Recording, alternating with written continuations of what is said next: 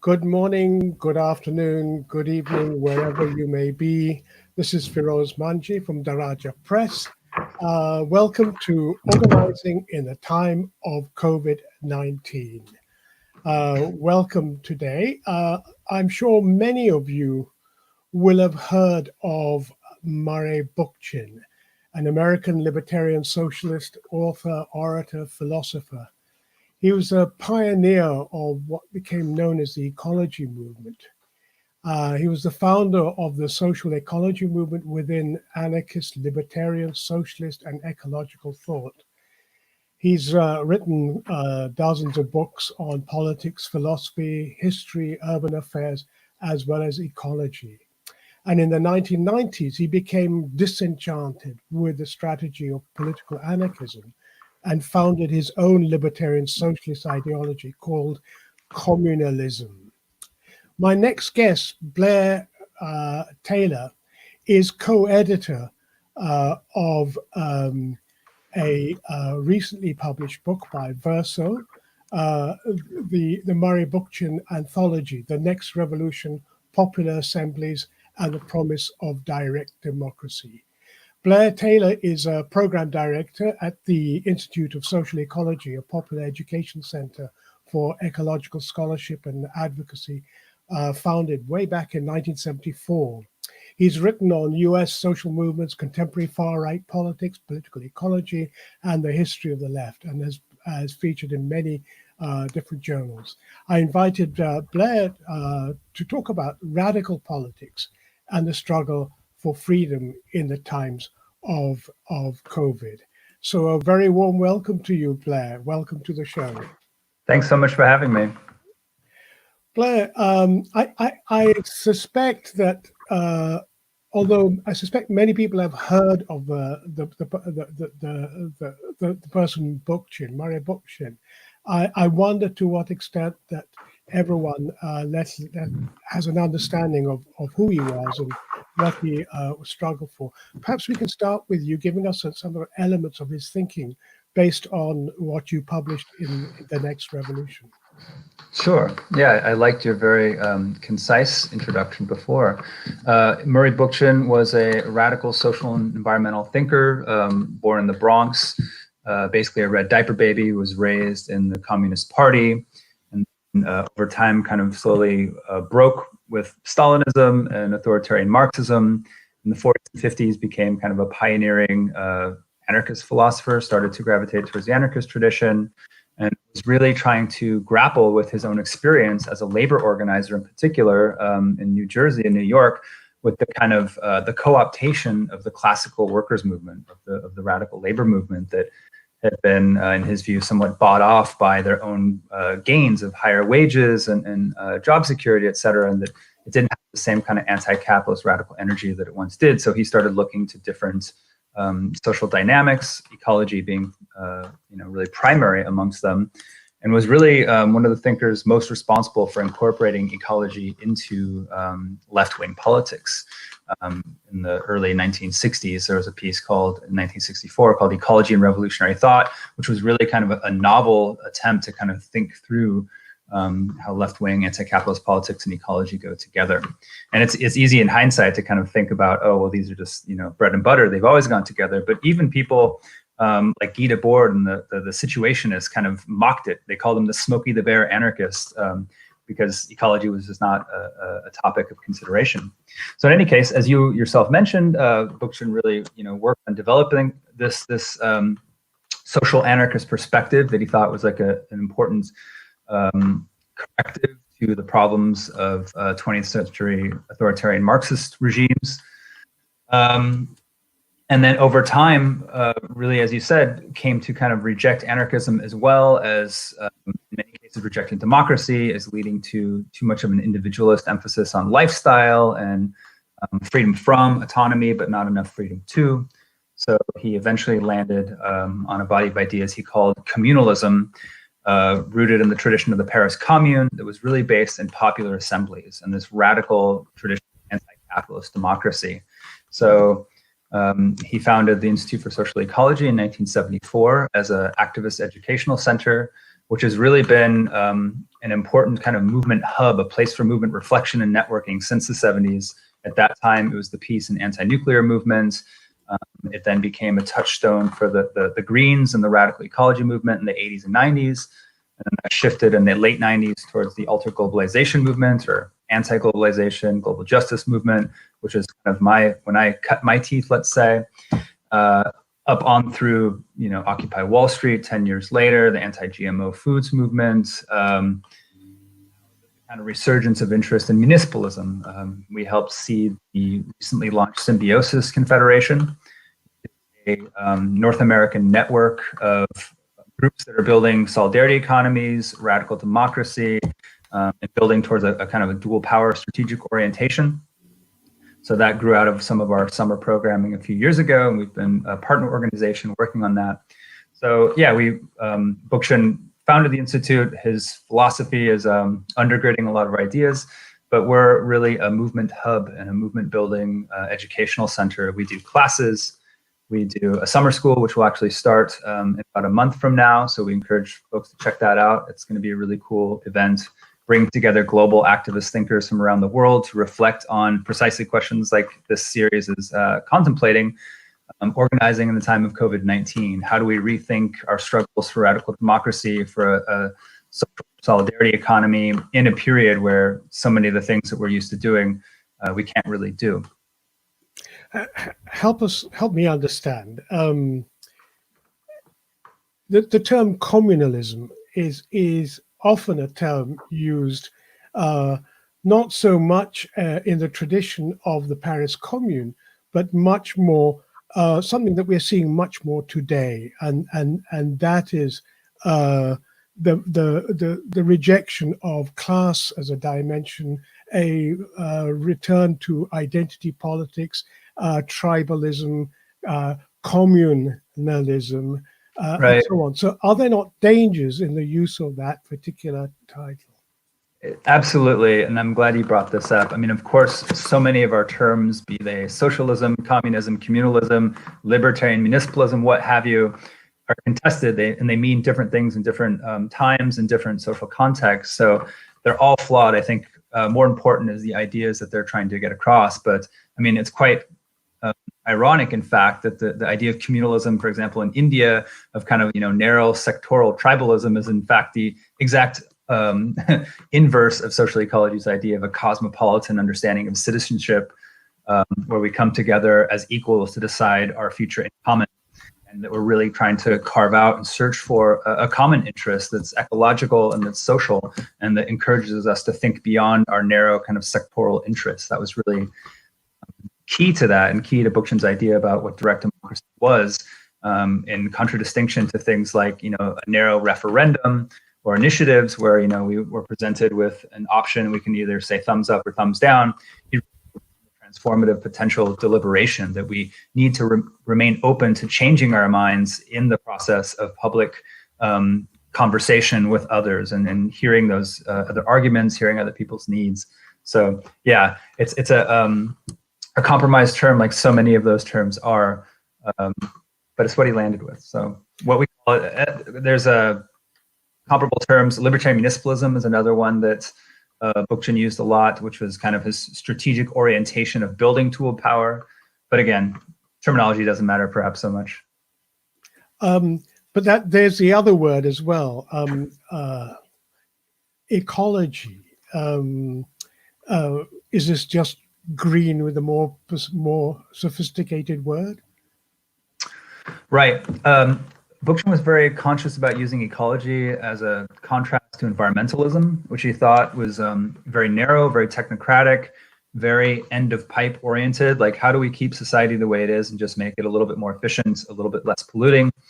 He understood ecology as a much more radical critique that really encompassed the need to really rethink how society was organized, down to its very institutional foundations, especially in terms of how we make decisions, how we rule ourselves, how we produce and distribute goods, et cetera, et cetera, et cetera. So ecology was a very conscious term here, that attempted to really think big, to think about the interrelations of society and nature, And really to recast also, bearing in mind that when the modern environmental movement in the 60s and 70s starts to get launched, it's very tied to this kind of elitist Club of Rome discourse, to very Malthusian ideas like Paul Ehrlich's The Population Bomb book, which has come back in recent form. There's been a big debate about the Michael Moore produced movie Planet of the Humans, which, although it has some kind of quasi-anti-capitalist critiques, really is focused on population. So Bookchin was highly critical of this. This is really embedded in the term social ecology.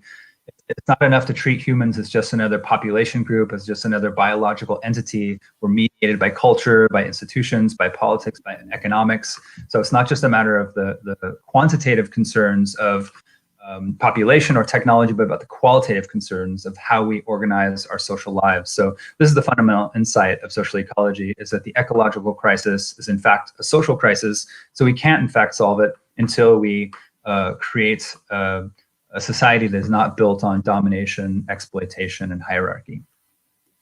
A social crisis or a political one? Both. I mean, I think he would.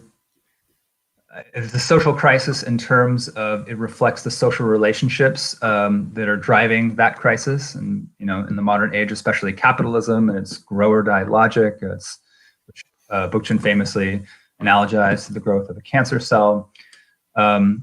But that the solution is very much political. The social ecology's kind of political vision centers on confederal direct democracy.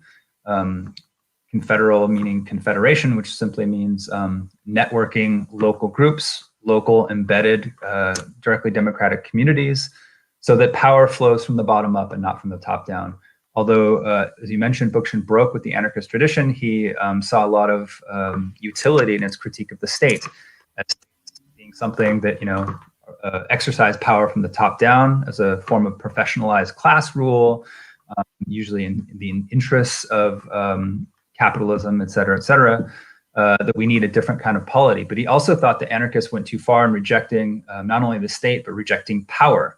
That power is something that exists. It's a social fact. And it's a powerful fact. It's something that we need. We need to be able to exercise in common. So we can't abolish power, but what we have to do is institutionalize it in a democratic form.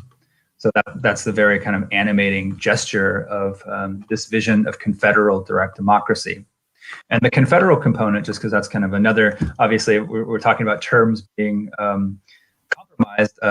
Confederation sounds a little bit like confederacy. That's obviously problematic, but this is simply a concept and an idea that expands our idea of direct democracy from beyond localism or beyond the autarkic sufficient community, because obviously the problems we face, especially the environmental crisis, are global in nature. They expand beyond the local. They also expand beyond the national frame. So how do we tackle those issues that are much larger than just the local level? Confederation is kind of the answer here. The concentric circles where delegates from these various ever larger community groupings coordinate policy that's being directed still from the bottom up, but is being coordinated and administrated at the confederal level. We try to keep this both elements in play here. We need to keep the local, but we also need to confederate and coordinate on a wider scale. So how would you respond to those who say, well, social ecology, this whole thing is very much a North American base, something that only appeals to that particular part of humanity?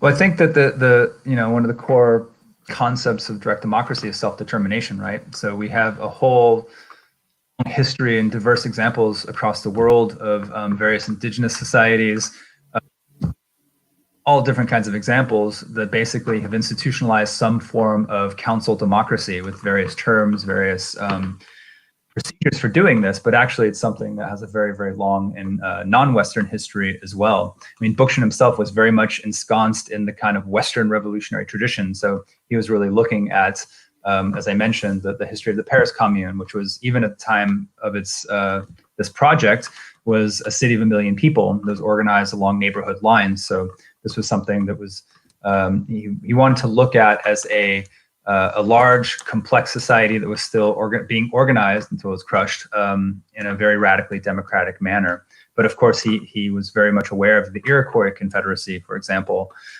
various forms of Latin American tribal democratic forms. It's certainly not something restricted to the West, the North. So the growth of particularly the women-led movements in Rojava in Syria, what sort of connections does the Institute have with them? Thank you. That was the example I meant to say, and it got away from me. But yeah, here's I mean, it's quite interesting that Bukshin has been both praised and criticized as kind of the pinnacle of utopian thinking, utopian social thought, that even other radical ideologies, they don't go far enough, they're not utopian enough. And I think that's actually one of the great benefits of social ecology, is really thinking around the corners, demanding the absolute best social modes we can think of. But in here, where are these ideas actually most concretely being taken up? In Rojava, in Kurdistan, in an actual war zone, which is quite remarkable. So, I mean, that in itself is a very interesting tale of how Abdullah Öcalan, the key figure and leader of the PKK, came to be imprisoned. And the PKK once upon a time were a fairly traditional national liberation Marxist movement that wanted to break away from Turkey and create their own Kurdish state. I know you recently had a guest speaking about the Kurdish movement, so your listeners and readers are already somewhat familiar with this. But in any case, when Öcalan was captured and he was imprisoned, he started reading new traditions and new thinkers, including Murray Bookchin, who became a really important theoretical source for him in developing what he called democratic confederalism. There's that term again, which really sought to create a new model that gets away from this old idea, that a nation state is going to save the Kurds. And what would that even look like, given that it occupies, Iraq, Iran, Turkey, and Syria? It crosses over 4 distinct nations. So what would that look like? So instead, building this project of an autonomous, radically democratic, feminist, and pluralist society in the midst of fighting ISIS and then an onslaught by the Turkish state, very complicated relationships with the Iraqi Kurds, etc. And it's really a beacon of hope, not only in the Middle East, but through the entire world. So the ISE, has been very deeply inspired by this. It's been very interesting to see, as I mentioned, that the Institute always is in very dynamic conversation with the social movements of our times. And in recent years, the interest in democratic confederalism in Rojava has really been one of those avenues in both directions for people coming to us in our programs and vice versa, politically getting engaged. And we've been very involved with solidarity work with Rojava and Kurdistan in the past several years. Your book was rather important in a sense, reasserting who Bukshin was and what his political contribution has been. But to what has the Institute done to develop further and elaborate and enrich that tradition? Great. Yeah, so lots of things. I mean, I think perhaps the most useful one is, as I mentioned, we're really an interface for social movements. We try to provide a place where movements can step back and reflect on our struggles, on our campaigns, and more broadly, and kind of put them in a broader historical perspective, to think strategically, to think how we can amplify them, how can we make sure our campaigns and our tactics are presented in a way that they're the first step in a larger path towards fundamental transformation. So I mentioned before the Symbiosis Network is a really exciting network of municipal movements in North America. It was launched this past December in Detroit with participants from Oaxaca, Mexico, Cooperation Jackson, Olympia Assembly here in the Pacific Northwest, where I live, folks in Detroit that really helped seed it, people in the Northeast, Carbondale Springs in Illinois. So a variety of groups that are working really on the local level to build radical democratic alternatives, solidarity economies, came together to launch this. And in any case, this emerged out of one of our summer schools in 2017, where we really brought together a lot of folks that were working within this kind of paradigm, municipalism, right to the city, libertarian municipalism, whatever you want to call it, and kind of met one another face to face and said, hey, we need to build something that's, let's say, maybe a more radically grassroots and democratic alternatives to something like the DSA, Democratic Socialists of America, which is one of the larger left organizations in the United States that's really grown quite a bit since the visibility of the Bernie Sanders campaign, and which has a lot of great ideas, but often has a fairly traditional social democratic approach and focus on electoralism. And so one of the groups of symbiosis and that we have a lot of overlap with is the Libertarian Socialist Caucus within the DSA, which is really pushing for the DSA to move towards more of a dual power strategy of building forms of counterpower outside of the state, rather than necessarily trying to take over the machinery of the state, which has been so long formed to the dictates of capital, white supremacy, patriarchy, and which, as we've seen, because these social democratic challengers, whether it was Corbyn or Sanders here, have been crushed usually by their own parties, let alone before they even get to the threshold of taking state power. And of course, we have this whole longer history of the failure of social democracy to make that next step towards transcending capitalism. And in fact, in many cases, being the handmaidens of neoliberalism, being the good cop of capitalism.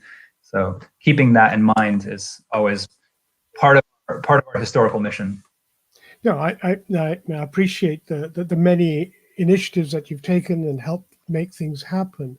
But I was wondering about theoretically and philosophically, what advances do you feel you have made on the thinking of Buchanan,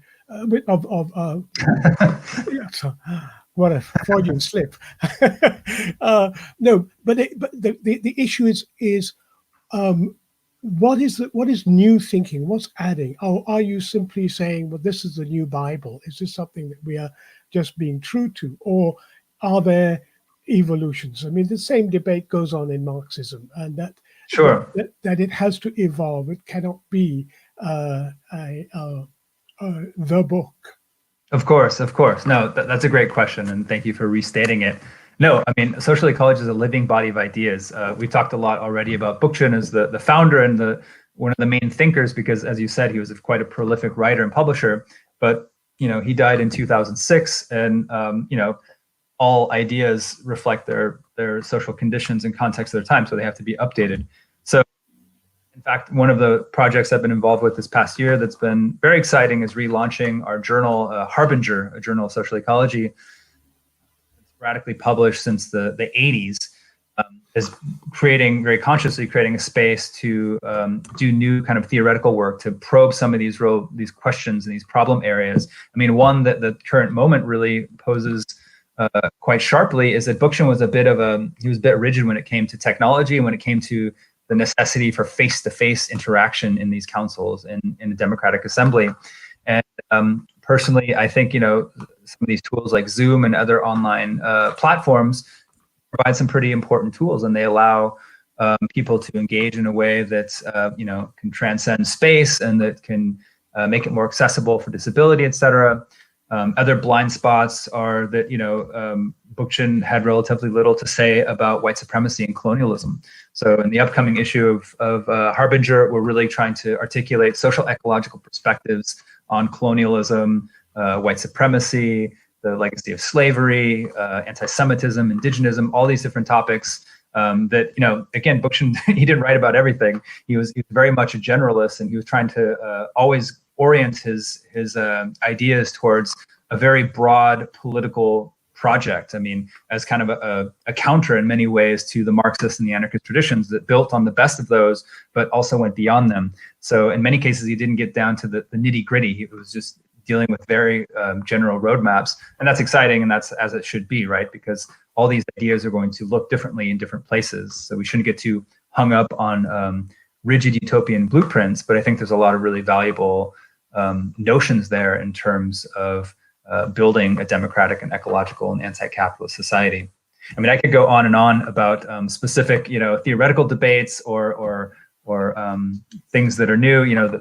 For example, the concept of hierarchy is a really central one for social ecology. This was, in many ways, Bukshin's attempt to kind of displace the kind of Marxian emphasis on the one hand on class exploitation with hierarchy and domination as concepts, as lenses that are actually broader than a focus that largely looks at economics that can make room theoretically and politically for things like white supremacy, patriarchy, the kind of classical Marxism that he came out of really didn't have a lot of space for. So, but these conversations are still going.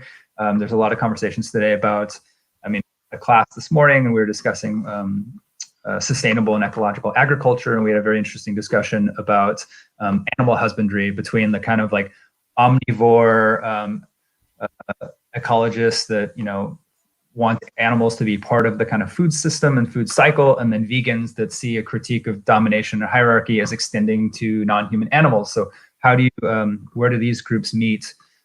What's the most ecological program, et cetera? So these are current and live debates, and we're happy to host them. They're central to pushing forward our project. So, okay, we're several months down the rise of this pandemic, coronavirus, and like everything in America, America does it best and has the largest death rate. So what are you learning from this?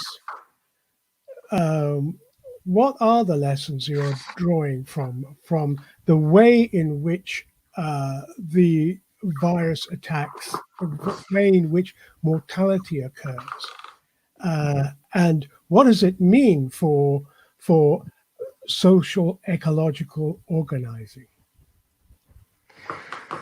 Yeah, it is a wild time.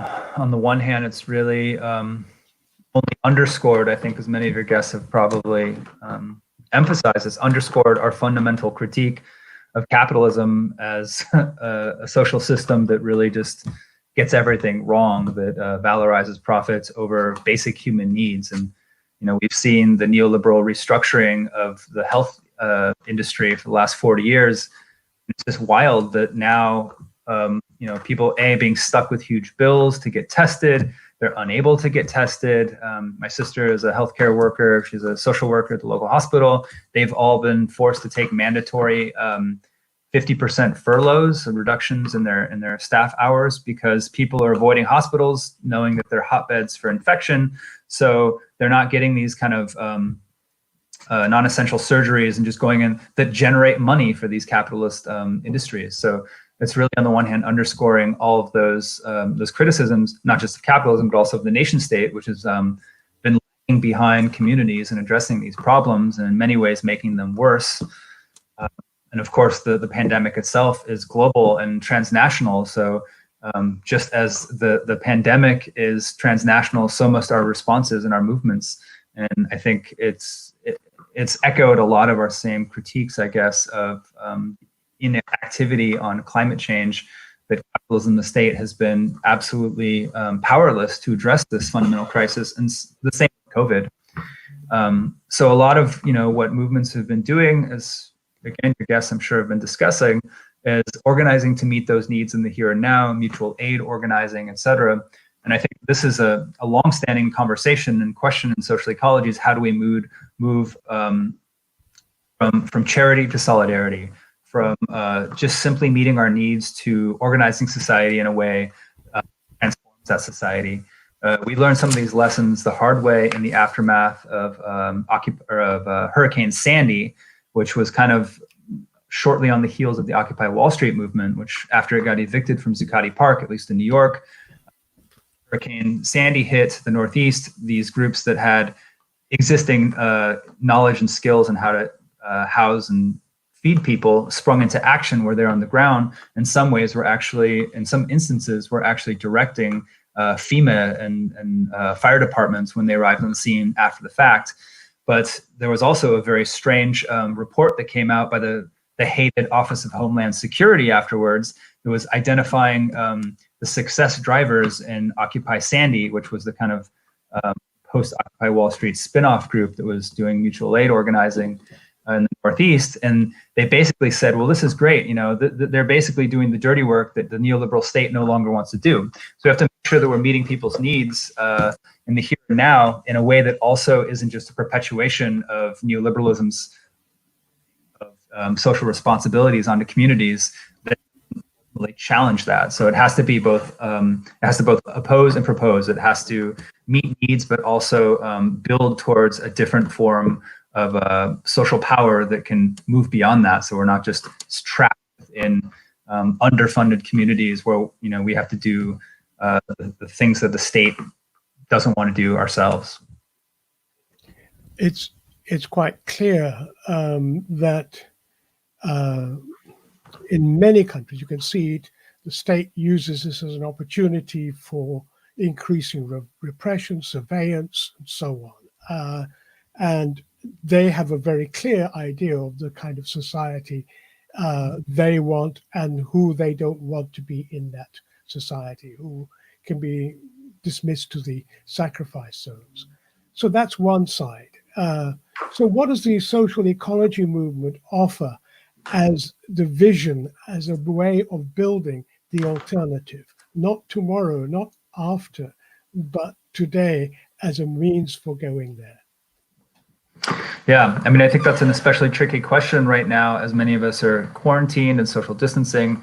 It makes it hard to utilize our normal tools as activists that we're used to organize, which is why it's been very interesting to see, since the Institute for Social Ecology was traditionally, you know, a brick and mortar place in Vermont, and we actually don't have our Vermont campus anymore. So I've been involved with the Institute since, let's say, the year 2000, but I was hired in 2016 to help roll out a series of online courses, which I have to say at first I was quite skeptical of, because to me, I was living in New York at the time, and I kind of associated online education as these kind of like online degree factories that are just kind of worthless and strange. And I have to say, I've been so like fundamentally convinced and transformed by this experience of how cool it's been to have a place where we can actually get beyond who would have come to one of our summer programs in rural Vermont. That we have folks just today in our classroom this morning joining us from Harare, a guy that was joining us from in bed in Wellington or in New Zealand. So this has been a really powerful move in terms of networking our movements. So I think at this moment, people are especially hungry for taking a step back, since we can't go and like down to the Union Hall in the way that we're used to, that we step back and think about what our next steps are as we start to return back to normalcy. How can we take either the work we were doing before or the work we're doing now, and especially mutual aid work, how do we embed it in a broader vision of social transformation? And for us, that means really trying to build bases of new forms of power, of dual power, that really highlight the contradiction between a radically democratic approach to meeting social needs and the imperatives of capital and the state, time and time again. So again, there isn't, I think, one easy blueprint, although there are organizations and movements that are working on this. Like I said, Symbiosis, Cooperation Jackson, Right to the City movements. But since people are returning to the local level to meet each other's needs and to rely on each other, it really highlights the need for social solidarity. And I think it's ripe for a kind of a new and perhaps less threatening form of radical politics, because who doesn't want to be in control of their own destiny? Who doesn't want to control their own community? Who doesn't want to make sure that, you know, we have the ability to survive things like health and environmental crises, which are happening with increasing regularity? So although it's a very dark and scary time, I think it's also an exciting time, because in many ways it makes our points for us. And it also has highlighted the inability of the nation state and capitalism to solve these problems. Well, this morning I spoke to two activists from informal settlements in Nairobi, in Kenya. We've spoken to others, we've spoken to those in other countries from similar places, where this whole concept of social distancing is just a joke. The concept of washing hands is a joke, because people are just living on top of each other. But what is interesting is that this is nurturing social solidarity, that it is happening because people are together. Unlike for most middle classes who are very obedient about social distancing, these people have no choice. And I wonder to what extent a criticism of of us is not adequately listening to the debates and discussions that are going on under those conditions. Yeah, I mean that's a very interesting question. I mean, of course, the social construction of risk has been a very big conversation, and it's been interesting, at least in the United States, but also I know it's followed similar patterns in many places in Europe, of the political polarization of kind of like people that take COVID seriously in terms of distancing and following the guidelines, and those who do not, breaking to the right and to the left, respectively. And of course, we've had the series of armed protests outside various state houses that have been organized by a mix of, far right groups and then other random individuals.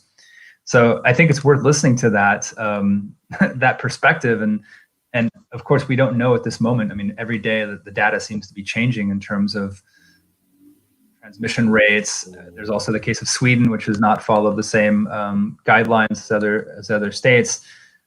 So I think it's we have to balance a concern with safety with also organizing and continuing to build our movements. I don't have a simple answer for that. I would be curious. I haven't watched that particular interview, but what were some of their conclusions? Well, I mean, they were talking about how they organize, and because they have no choice but to do so. And they're very much on that kind of, that the social justice centers they create are community-based ones. They're not initiatives from above. Some very, very interesting things I think are beginning to happen. And I think we often focus a lot on the dangers that we are faced with, but there's also, this is creating, as you say, it's revealing the nature of capital. And I think in that people are beginning to say, well, this is not what we want. And I think that's, for me, it's been a really interesting development. Just finally, I mean, you talked about Bookchin's not great happy with technology, but you've talked about Zoom and other technologies that have helped and so on. Surely these are, in the absence of any other way of doing it, at least this is something. Or, I mean, and I'm sure my listeners have heard me say this 1,000 times, solidarity is what love looks like on the street. Can you love virtually, or do we have to get together again? I think it doesn't have to be an either or. I mean, anyone who's ever been in a long distance relationship could tell you, yes, you can. But of course, it's not a stark dichotomy. I was just simply bringing that up. You asked about areas where the theory has kind of gone beyond, and I think that was one of them that just came to mind, and not immediately dismissing certain technologies or forms of mediation as problematic in and of themselves, and looking at the ways they can also open doors. Like I said, I've been very happily surprised in the last several years of how many of the participants and students in our programs I've met in person that I first met online, and some of the networks that have emerged out of what were initially digital interactions have moved into real world projects and organizing, which is pretty cool.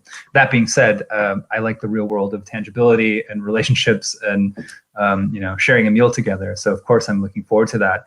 But I think I think it's very much worth, as you said, listening to that warning of just being too acquiescent in the current moment. I mean, it's interesting that the people who have taken the most perhaps oppositional, confrontational stance towards the state and the regulations have been coming from the right. I've only seen, I think there was like one Jacobin article that was something like, we shouldn't dismiss these entirely. We should listen to some of those concerns. That said, a lot of people have obviously very legitimate safety concerns about not wanting to get infected, not wanting to infect their loved ones, et cetera, immunocompromised people.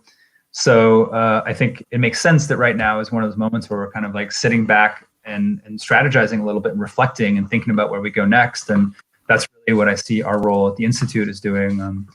Our classes, our upcoming summer school, we're doing a reading group this summer, are all places where we can reflect on where we've been, where we're going, and kind of keep our eyes on the prize, keep the big picture in mind, so that when we are able to get back to the kinds of getting your hands dirty organizing that most of us are engaged in, we do it with a renewed understanding of the stakes and take into account, the new possibilities and limits posed by the current moment and the COVID moment, because it's clear that the far right is doing that. I mean, they've mobilized around this, and obviously we are as well.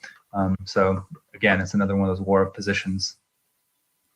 So if there was one last main message you would like to convey to those who watch this program, what would that be? Oh, one, that's so difficult. I think one is, again, to use this moment of pausing, and for many of us of quarantine, to reflect on the current status of our movements, to think critically about where we've been, what we've done well and what we haven't done well, and think about how we can generalize our struggles. Why is it that left and ecological movements have still, despite so much popular interest and energy for things like universal healthcare, for climate solutions, for livable jobs and wages, or even UBI, why have these not come to fruition? And to really think about generalizing our political program into a broader political vision. And again, that's something that we've been really focused on at the ISE for a long time, that trying to get beyond this pendulum between the streets and the state of, filling the streets with protest, direct action, et cetera, fighting, reacting. And then when it comes down to, well, we need to enter power, then getting co-opted and just, perpetuating, taking our hands on the lever of power and not being able to really transform that either. How can we break out of that kind of very familiar deadlock? Because I think that's really what's on the agenda today. Well, that was, that's a great challenge for all of us. I want to thank you, Blair, for sparing time to talk about your work and your ideas, and to help people understand Bookchin's ideas and the inheritance of that. So thank you for joining us on this show. Thank you so much for having us. This is really an invaluable resource you're offering here. So really honored to be included. And I just want to encourage folks to check out the Institute, join us in our upcoming summer school. We look forward to meeting you and struggling together for a new world. Thanks for joining us, Blair. You look after yourself. Take care. You too. You too. Yeah. Cheers. We'll be in touch again, I'm sure. Excellent. I look forward to seeing what comes next. Great. That was Blair Taylor, one of the editors of Murray Bookchin, The Next Revolution, speaking about radical politics and the struggle for freedom in the context of the pandemic that we face. I'd like to thank you for joining us today on Organizing in the Time of COVID. This is Feroz Manji from Daraja Press, signing off for now.